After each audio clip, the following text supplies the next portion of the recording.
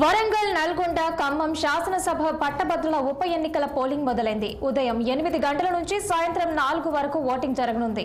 శాసనసభ ఎన్నికల్లో జనగామ నుంచి పల్లా లాజేశ్వర్ రెడ్డి ఎమ్మెల్యేగా ఎన్నిక కావడంతో ఖాళీ అయిన స్థానానికి ఉప ఎన్నిక జరుగుతుంది.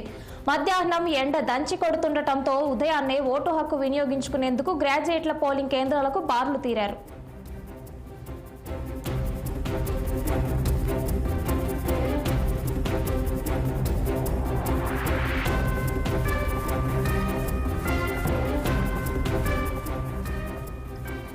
కాంగ్రెస్ తరపున తీన్మార్ మల్లన్న, బీఆర్ఎస్ అభ్యర్థి రాకేష్ రెడ్డి, బీజేపీ నేత ప్రేమేందర్ ఎన్నికల బరిలో నిలవగా వీరితో పాటు మరో 49 మంది పోటీలో ఉన్నారు. ఈ ఎన్నికల్లో 3 ఉమ్మడి జిల్లాల పరిధిలో 4,63,839 పట్టభద్రుల ఓటు హక్కు వినియోగించుకోనున్నారు. వారిలో 2,88,189 మంది పురుషులు, 1,75,645 మంది మహిళలు ఉన్నారు. వరంగల్, హన్మకొండ, మహబూబాబాద్, జయశంకర్, భూపాలపల్లి, జనగామ, ములుగు, సిద్దిపేట, ఖమ్మం, భద్రాద్రి కొత్తగూడెం, నల్గొండ, సూర్యాపేట, యాదాద్రి, భువనగిరి జిల్లాల్లో 605 పోలింగ్ కేంద్రాలను సిద్ధం చేశారు. అత్యధికంగా ఖమ్మం జిల్లాలో 118, అతి తక్కువగా సిద్దిపేటలో 5 పోలింగ్ కేంద్రాలు ఏర్పాటు చేశారు. ఇటీవల లోక్సభ ఎన్నికల్లో ఎడమ చేతి చూపుడు వేలి సిరార్ వేసినందుకు ఈ ఎన్నికల్లో ఎడమ చేయి మధ్య వేలికి పెట్టనున్నారు.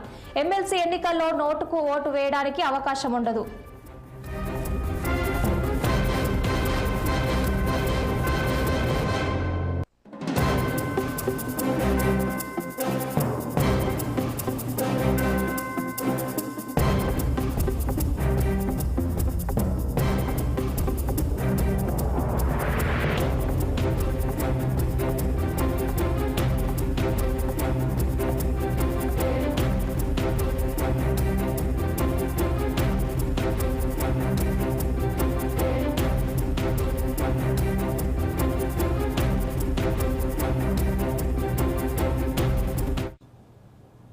దీని మీద మరింత సమాచారం మా ప్రతినిధి పరమేష్ అందిస్తారు. పరమేష్, చెప్పండి. వరంగల్, నల్గొండ, ఖమ్మం శాసనసభ పట్టభద్రుల ఉప ఎన్నికల పోలింగ్ ఉదయం 8 గంటల నుంచి సాయంత్రం 4 గంటల వరకు జరగనుంది.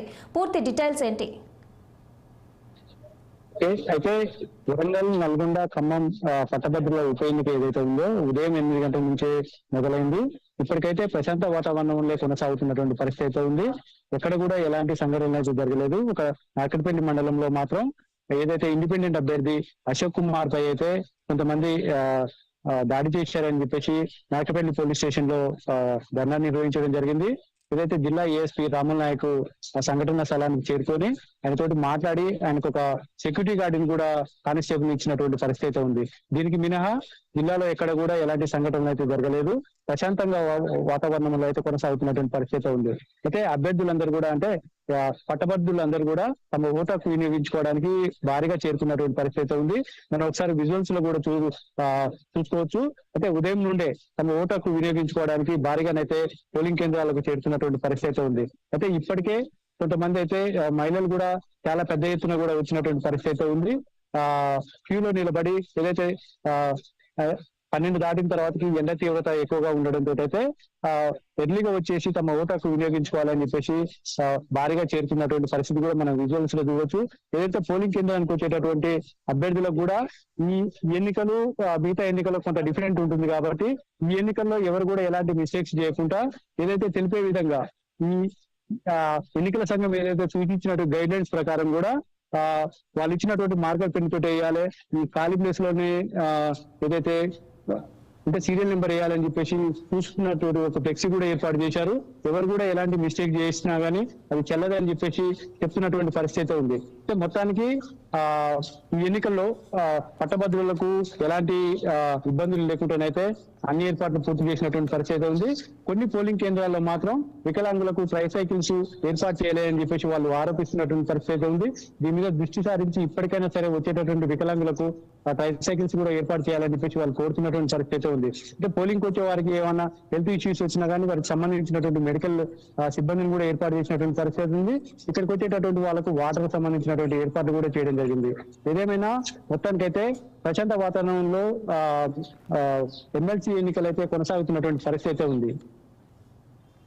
Okay, thank you Paramesh.